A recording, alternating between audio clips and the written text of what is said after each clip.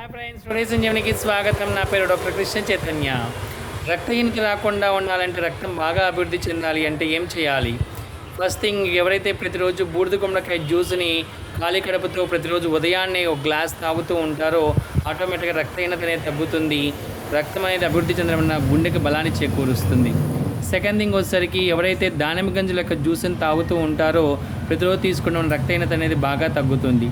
Next, ఎండు ఖర్జూరాలు ప్రతిరోజు తీసుకుంటూ ఉండటం వలన, లేకపోతే ఎండు ఖర్జూరాల యొక్క జ్యూస్ని తాగుతూ ఉండటం వలన కూడా రక్తహీనత అనేది దరిచేరకుండా ఉంటుంది. ఎండు కిస్మిస్ ద్రాక్ష లేదా మామూలు బ్లాక్ ద్రాక్ష రసాన్ని కనుక ప్రతిరోజు తీసుకుంటున్నట్లయితే హృదయానికి బలాన్ని చేకూర్చడమే కాకుండా హిమోగ్లోబిన్ పర్సెంటేజ్ అనేది అత్యద్భుతంగా పెరుగుతుందన్నమాట.